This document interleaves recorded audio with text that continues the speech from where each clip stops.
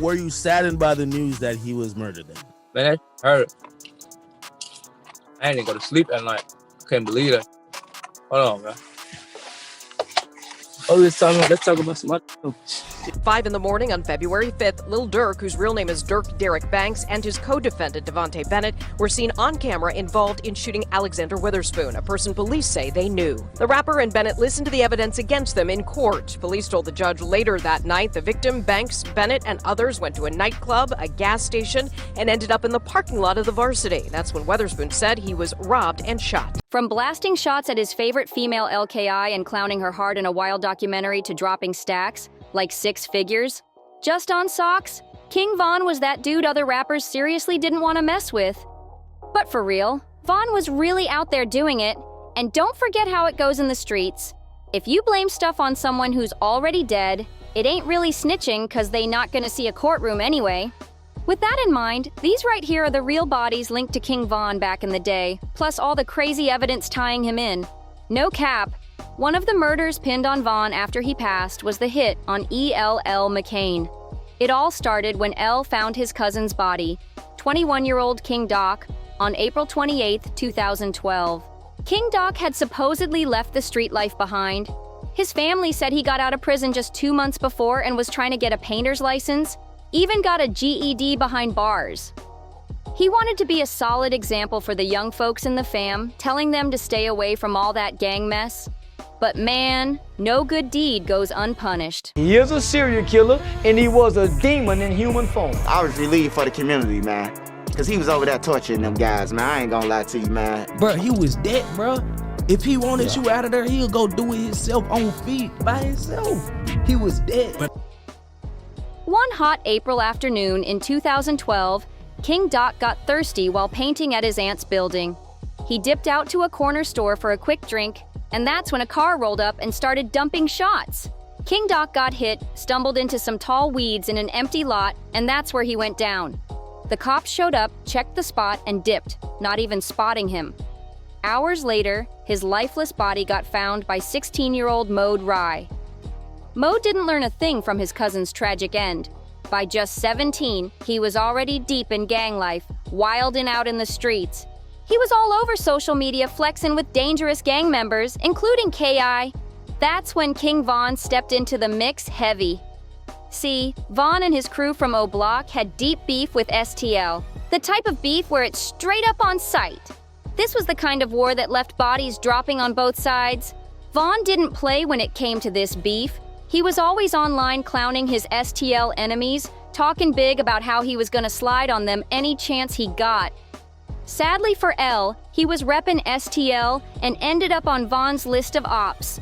Jump to October 13th, 2012. Von jumped on Twitter and wrote, "Man, somebody get me real quick." Just 30 minutes later, he tweeted, "Hi," and then 45G blocked me. That same night, just an hour and a half before those tweets, L got gunned down in the street. L was just walking with his cousin, heading out to meet a girl when somebody rolled up and started blasting. L took one to the chest and dropped. He got rushed to the hospital, but it was too late. He didn't make it. After the hit, Von kept talking wild on Twitter, bragging about what went down. He tweeted stuff like, "Who died?" and "It's not safe around our way." He was loving the chaos he caused. All this noise caught the eye of Chicago PD, who grabbed Von for having an illegal gun and even told him to watch his back. Even though they didn't have enough to pin the murder on him in court, everybody on the streets knew he did it. K.I. didn't waste no time trying to get revenge for Mo's death. But don't get it twisted, even though folks hyped her up, K.I. was more of a shooter than an actual killer. She loved pulling up on ops and letting shots fly, but she wasn't the type to do a face-to-face takedown like Von did. So after L got smoked, K.I. ran straight over to O Block and allegedly started blasting, hoping to hit anyone she could catch. That move got her locked up, but honestly, on O Block, that was just another regular day. None of this shook King Von one bit. Von stayed busy clowning his rivals online and throwing disrespect at Mo on Twitter. Almost 2 years after L's murder, he tweeted, "I remember Modell with the one eye from STL is F what happened to him. Hashtag straight sucker." Von had no chill. None of this was enough for the cops to officially pin the murder on him though. But after Von's death, everything switched up. Police docs showed that Vaughn got identified by multiple witnesses, but it still wasn't solid enough to lock it down back then. Meanwhile, during all that drama, Vaughn got shot and killed in Atlanta. Cops thought maybe this would make witnesses talk more since they wouldn't have to worry about payback. After more interviews, they finally nailed it down and said Vaughn was the only shooter, putting it all in a police report. While Vaughn was still living, there was still one person plotting, K.I. Like, K.I. then ran around, put a gun in the air, chased people off the block, but I ain't never heard she killed nobody, man. I'ma keep it real with you. Nah, K.I., that's why she dead now, man. Because people like Lil J and them and everybody else geeking them up, she killed him. Y'all was trying to us. I was like, damn, can you you and shit? The exact text was something along the lines of, when it's all over with, I'm gonna get up in you or something. Does that sound about right? That sound raw, so yeah, I'll be saying raw. Yeah, I probably did say that. She was on a mission to get back from Model's death, but she ended up facing a tragic ending at Vaughn's hands. K.I.'s story was wild. She was just 17 and reppin' hard for the gangster disciples, tied in heavy with STL EBT. There's two bodies the police could never officially hit Vaughn with, at least while he was alive, and one of them was K.I. K.I. was rumored to be tied up in the murder of an OG from O Block named O.D. Perry. But some folks, like Trench's News, claimed K.I. wasn't really the savage killer everybody made her out to be. One thing for sure, though, she hated O Block with a passion and was dead set on getting revenge for her boy Tuka. After all, she believed they were the ones who took him out. Because of all that, she turned into one of Vaughn's top ops. Actually, she might have been his favorite one to beef with. They used to go at it heavy on Twitter, throwing shots and clowning each other's dead homies like it was nothing. It wasn't just online either. Their first real run-in probably went down on September 25th, 2012. It started when Vaughn jumped online bragging about catching a female op lacking and putting hands on her on the train. K.I., being the one he was talking about, fired back saying all she got was a few bruises. That tweet kicked off a wild back and forth that lasted for years. And this wasn't no regular online trash talk. They were sending each other straight-up death threats. Vaughn would tweet at K.I. telling her she better take him out before he takes her out. And K.I. was like, bet! She wasn't scared at all. On top of all that madness, there was this weird kind of flirty energy between them. Vaughn would switch up from threatening her life to straight-up flirting in the open.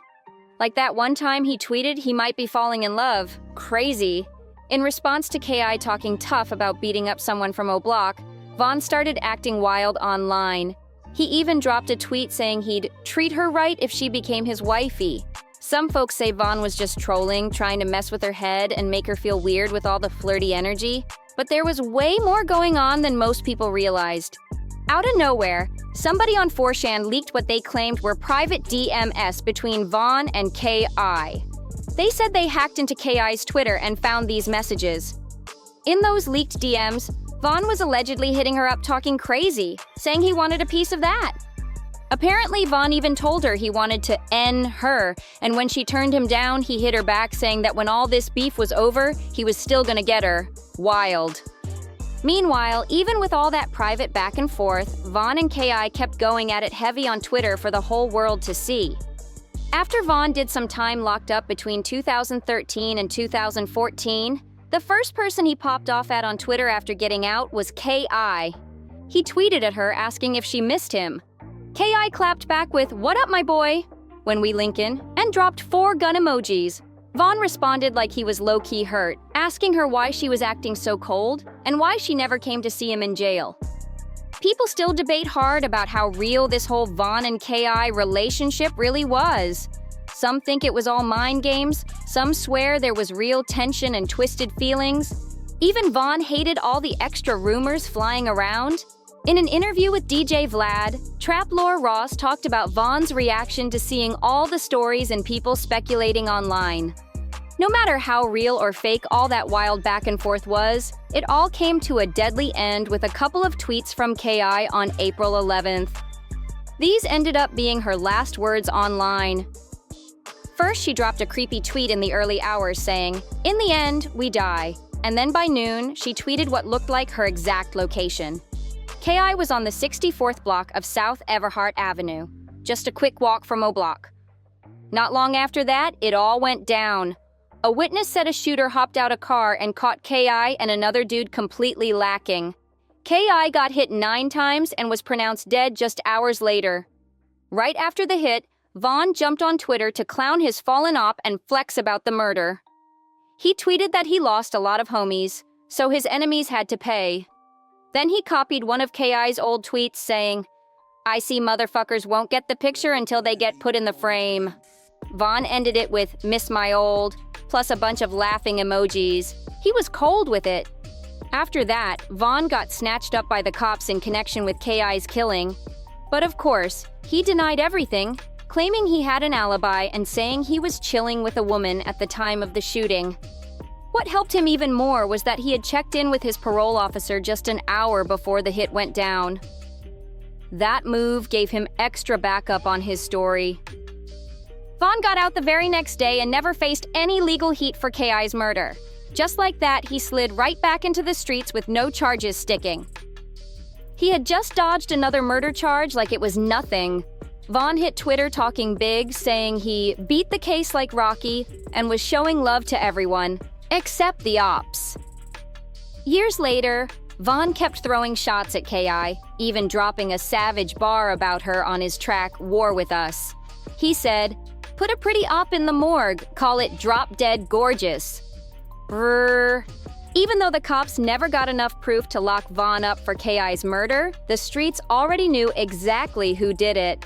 OGs like O-Block vet J. Hood even came out years later and admitted in an interview that Vaughn personally told him he was the one who took K.I. out. While the streets had it figured out, the media stayed clueless. And that let Vaughn pull one of the craziest moves ever seen in Chicago drill history. On May 23, 2019, a documentary called The Secret Life of a Gang Girl dropped. It was all about K.I.'s life, showing how she moved as a feared female shooter and how she met her end. The doc had all kinds of interviews, but the wildest part? They had King Vaughn in it. The same dude who smoked her was now featured like he was some old friend or admirer. He even acted like he was crushing on her heavy, saying he was trying to get with her and all that. In one part, Vaughn was straight up acting like he was heartbroken over her death. He tried to play it off all emotional, talking about how he was really trying to be with her when everything was done. At one point, he even tweeted, "Who the M gonna talk to now?" acting like he lost some close homie instead of the fact that he was the one who took her out. Vaughn was probably just trolling the documentary crew heavy, but at the same time, all that acting kinda proved those DMs between him and K.I. might have been 100% real. Then in 2021, a year after Vaughn got killed, Chicago police finally dropped documents about K.I.'s murder. They said they had enough solid info to prove that Vaughn was the one who pulled the trigger and took K.I. out for good. Cops collected witness statements from folks close to K.I., including her brother F.B.G. Butter, but Butter tried to claim it was somebody else who did it. Despite what he said on DJ Vlad's interview, a lot of people think Butter's story didn't add up. Folks say he just didn't want to give Vaughn that credit for killing K.I., like he was trying to protect her image or keep Vaughn from getting more street clout. Either way, police had everything they needed to tie Vaughn to the shooting. And all that was possible because of two things: Vaughn's death and another murder that went down before K.I.'s, the killing of Malcolm Stuckey. Malcolm wasn't a gangbanger, he wasn't an op, and he definitely wasn't on Vaughn's list of targets. But none of that mattered. Malcolm Stuckey was just 19, a college student with dreams. He played basketball and worked as a janitor at a museum, trying to make it. On May 29, 2015, Malcolm pulled up in a Pontiac Grand Prix to a friend's birthday party in Englewood, Chicago. Not long after he showed up, a bullet went right into his skull, ending his life instantly. That fatal shot came from Vaughn's .40 caliber Smith & Wesson. At least that's what the cops said in their reports. So why did Vaughn end up killing an innocent, unaffiliated teen that day? To really get it, we gotta rewind a couple hours. King Vaughn, who was 19 at the time, had pulled up to the same birthday party Malcolm was heading to. It was just a regular party, folks chilling, laughing, just trying to have a good time. But Vaughn? He was always on go mode, never missing a chance to slide on his ops. When Vaughn spotted two dudes from a rival gang at the party, he dipped out real quick. He grabbed his boy Big Mike and even hit up someone on the phone telling them he was coming back, and they better get the kids inside. Vaughn was locked in, ready for war. Some people ask why Vaughn didn't just leave and call it a night. Well, Big Mike, who was a black disciple and one of Vaughn's affiliates, broke it all down in an interview. About 45 minutes later, Vaughn and Big Mike pulled back up, strapped and ready. By then, Malcolm had already shown up and stepped outside to hit a quick blunt on the sidewalk. That's when everything went left. One of Vaughn's rivals saw them coming, took off running, and started letting shots off. Vaughn ran him down, yelling, "Why you running?" while blasting at him. By the time they got up to the front of the house, Malcolm was already face down in the grass, bleeding out bad. But Vaughn and Big Mike didn't stop there. They were on a mission to finish their rivals. Both of them kept dumping shots. According to Big Mike's own statements to the cops, he hit one dude in the foot, and Vaughn shot the other in the face, shattering his jaw. Right after the shooting, Vaughn and Big Mike hopped back in the car and sped off like nothing happened. Malcolm Stuckey was pronounced dead on the scene, while the other two victims somehow made it out alive. At first, it looked like Vaughn and Big Mike were about to slide away clean with no heat. But 2 months later, both of them got snatched up by the cops and hit with some heavy charges. Vaughn got slapped with 1 count of murder and 2 counts of attempted murder. Big Mike at first flipped on Vaughn, saying he'd testify against him to score a lighter sentence. For a minute, it was looking real bad for Vaughn, like he might end up gone forever behind bars. But the tables turned quick. Big Mike switched up and decided not to testify against Vaughn, and none of the witnesses who said they saw Vaughn at the scene wanted to show up in court. Just like that, Vaughn skated free. Vaughn got acquitted because of lack of evidence and was right back outside like nothing ever happened. Meanwhile, Big Mike wasn't so lucky. He got slammed with 28 years in prison for aggravated battery with a firearm. On top of that, 12 of those years came from him backing out of his deal with the prosecutors. He paid heavy for trying to play both sides. In true Vaughn style, he didn't stay quiet about it either. He went straight to the booth and dropped bars on the track. What's next? He rapped, "I ain't tell nobody, I don't condone snitches." He told on me, he got a longer sentence. I think they gave him 28, he rather talked than listened. This was the only one that told, they killed the other witness. Vaughn always kept it raw in his music, bragging about the real-life dirt he did. Bars like that make you wonder why Big Mike suddenly stayed quiet and why every single witness disappeared when it was time to testify. As for Big Mike, he didn't end up doing that full 28-year bid. He filed an appeal on the shooting case, saying the cops couldn't really prove he hit anyone that day. And since nobody, not his ops or even bystanders, was willing to step up and testify, Big Mike actually won. His sentence got chopped down to 9 years. He walked out a free man in 2023. Right after getting out, folks were all over him for interviews. In one interview with No Jumper, Big Mike broke down why Vaughn never dissed Malcolm Stuckey after he died and barely ever mentioned him when flexing about his bodies. Maybe Vaughn had a heart after all, at least for innocent bystanders. But when it came to his ops, Vaughn showed no mercy. One of those ops was P5, another name on that long list of people Vaughn took out before he died. P5 was a 23-year-old gangster tied in heavy with Gerald City, a mix of gangster disciples and renegade black disciples. Their turf stretched from 60th and King to 63rd and Champlain in Chicago. Basically, P5 was just another target on Vaughn's radar. Even though the cops never officially pinned this body on Vaughn, it's been confirmed by a bunch of BDs who knew him personally.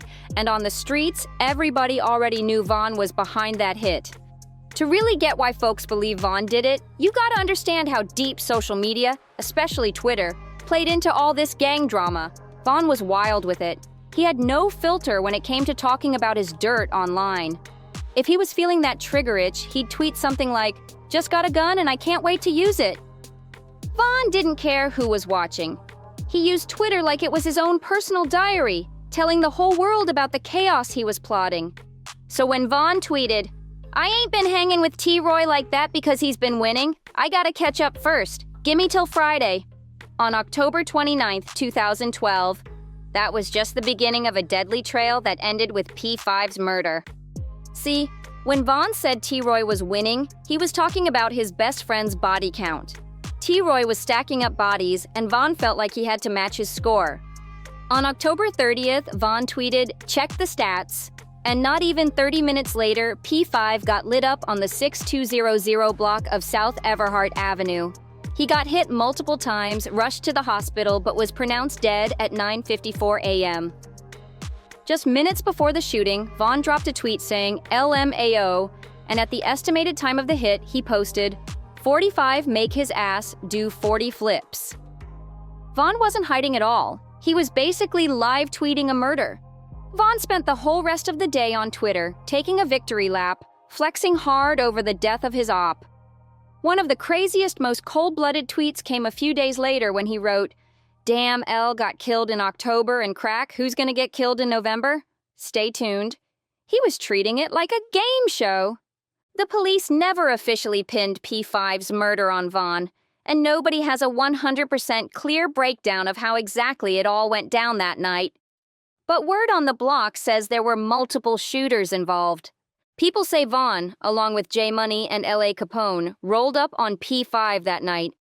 They started dumping shots, and when P5 tried to run for his life, J Money shot him in the back and dropped him. Then, Vaughn allegedly stood over P5 and blasted him in the face multiple times to finish the job. Savage!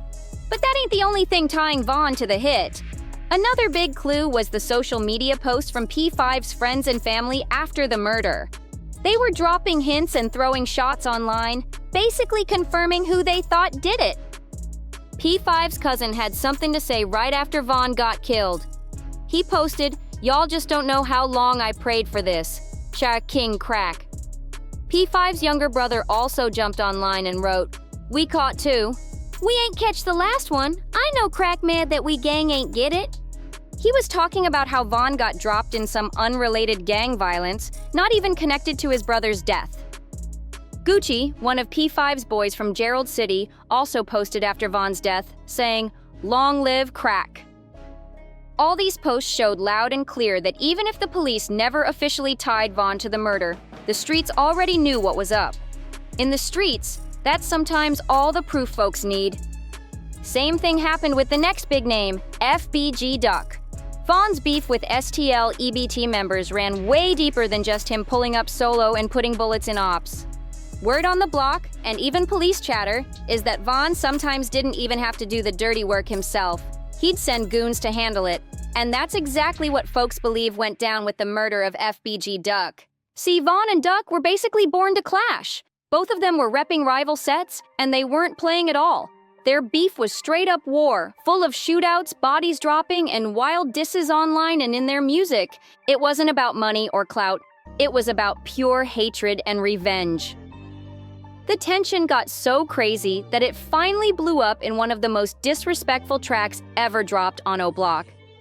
In July 2020, FBG Duck dropped one of the most savage tracks ever, Dead Bitches. The disrespect started right from the jump with the line, "Said I wasn't gonna diss the dead, and okay, I did it, but T-Roy and OD them dead bitch."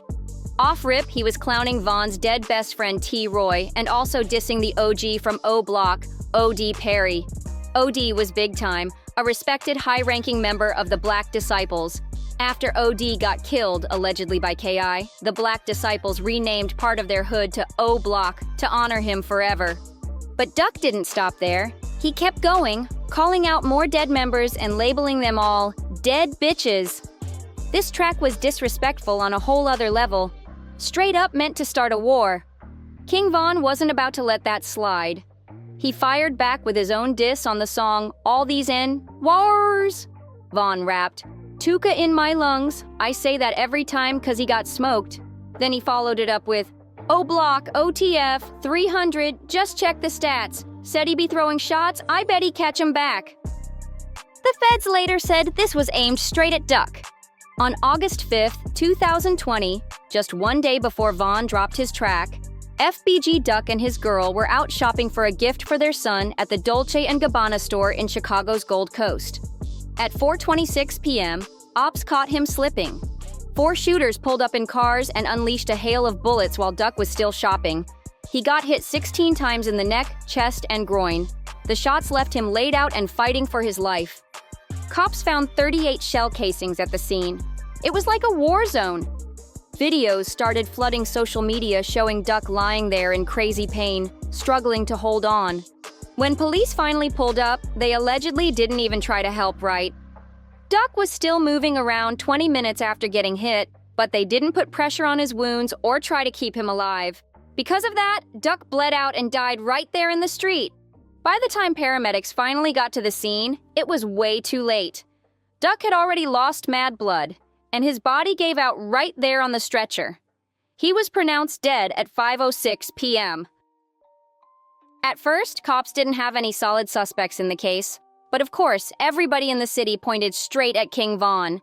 They had been going back and forth for almost a whole decade, so it made sense for folks to think he was behind it.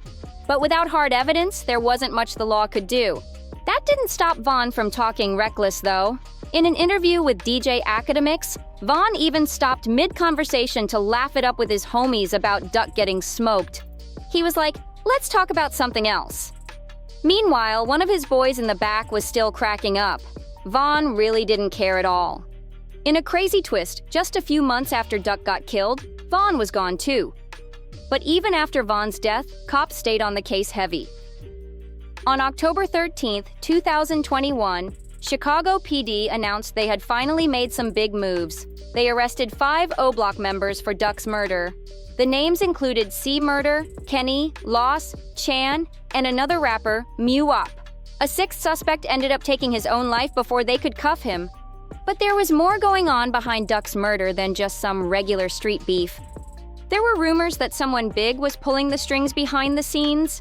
Right before Von died, he even hinted that he and Duck had actually squashed their beef. Von tweeted, "Me and Duck settled our differences right before he passed. We was talking about bringing everybody together as a whole and changing the community for the better." Von even tweeted, "I'm gonna still stand on that every step of the way. I'm gonna be thinking of you, even though you dissed my dead homies and family." Some fans thought he was just trolling heavy, trying to stir the pot. Others believed it was all part of a bigger move to throw folks off his trail and shift suspicion away from himself. Considering what the feds dug up after Von's death, that might have been exactly what he was doing. According to police docs reviewed by the Chicago Sun-Times, an informant told cops that someone linked to the Black Disciples had put up $50,000 for anyone who could take Duck out. That bounty later doubled to $100,000. Another informant confirmed to the police and FBI that Duck had a big price on his head. They didn't officially reveal the name of the person who put the money up, but the informant gave some big hints. He said the person bought custom double asterisk necklaces for the Black Disciples in O-Block. And guess who had just been flexing online, showing off them brand new chains he bought for the whole O-Block squad? King Von! On top of that, Von couldn't stay quiet after Duck got dropped. He hopped on social media posting GOAT just minutes after the hit. Von also celebrated in his music, staying true to his savage rep. On the song with Duty Low called Me and Duty Low, Duty rapped, "You get to collect and we'll blick you at the store, doing hits and rides with Drakes and the Poles, you ever smoked a..." Von always made sure to keep the disrespect going, both in the streets and in the booth. He turned everything into a flex, no matter how wild or tragic it was. Still talking reckless over bodies, Von rapped, "I made $1 million off peas in the street. Put a bag on your head and you dead in a week." When it came to Von, he straight up snitched on himself about that $100,000 bounty. In one track, he went crazy. "Ain't no discussion when we touch him. They gonna have to rush him right to the hospital. That's what he get. That's repercussion. That wolfin' all tough and get him left in public. It ain't nothing. I gave out 100, boy. I bet they comin'." But in the end, all that flexing and all them bars didn't mean nothing, 'cause Von got killed himself. And wild enough, he didn't even die over his beef with STL.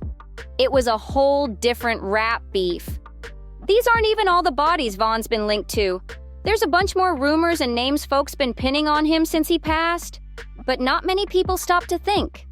What would Vaughn's life look like if he was still breathing today? One thing's for sure, Vaughn wasn't the type to squash beef or forgive an op. If that bullet didn't change his mindset, he'd probably still be out in Chicago plotting hits and sliding on rivals. And when it comes to ops, that whole beef with NBA YoungBoy? Man, that would have blown up even crazier by now. If Vaughn had survived the shooting that took him out, some say he might have ended up paralyzed from a spinal hit. If that had happened, you already know his ops would have been clowning him heavy online. Even if he couldn't fully retire or move around like before, he had soldiers ready to keep the war going for him. Lil Durk? He was always ready to ride for Vaughn. That's exactly what happened after NBA YoungBoy's people took Vaughn out. Durk carried the torch, keeping that beef alive. Durk's even talked about it plenty of times since Vaughn died, making it clear he wasn't gonna let that smoke die down easy. Like in that interview with DJ Academics where folks were asking, they really did Vaughn like that today? King Vaughn wasn't just some street hitter, he was a rapper too. So what would his music career have looked like if he was still here? Vaughn was just starting to take off in the rap game and he had the sauce for real. According to his manager, Vaughn had over 300 unreleased songs sitting in the vault. That's basically like 10 whole albums worth of heat before he got taken out. Since his death, they've been dropping songs and albums left and right. The most recent one was Grandson. The day after it dropped on July 15, 2023, Grandson went #1 on Apple Music's all-genre charts. It also landed 14th on Billboard's Hot 200, 2nd on Billboard's Independent Albums chart, and 4th on Billboard's Top R&B and Hip Hop Albums. That's crazy. If Vaughn was still alive, he would have been a certified star in the rap scene, living that superstar lifestyle, big shows, big checks, and all the fame that comes with it. But that's only if he stayed out of jail. 'Cause we can't forget, Vaughn wasn't just rapping about the streets, he was really living it. If he was still here, he'd have a pile of legal problems waiting on him. First off, he would have had to face that attempted murder charge. That charge came from a February 2019 shooting outside the Varsity Restaurant in Atlanta, Georgia. Vaughn was always in some type of heat, and this was just another example of how wild his life really was. If he somehow dodged that, there's no telling what else would pop up. Vaughn's path was full of drama and smoke from every angle, and the law was always lurking. When cops pulled up to the scene, they found a 23-year-old dude laid out with gunshot wounds. He got rushed to the hospital in critical condition, but lucky for him, he pulled through and survived. After months of digging and investigating, the authorities dropped arrest warrants on both Lil Durk and King Von. They hit them with some serious charges: criminal attempt to commit murder, aggravated assault, gang activity, possession of a firearm during a felony, and possession of a firearm by a convicted felon. Georgia's Superior Court of Fulton County ended up filing a motion to dismiss the charges. DA Fonnie T. Willis said, "The facts of this case have been reviewed, and although it appears probable cause existed for the defendant's arrest, the decision of the district attorney at this time is to not prosecute." But here's the wild part.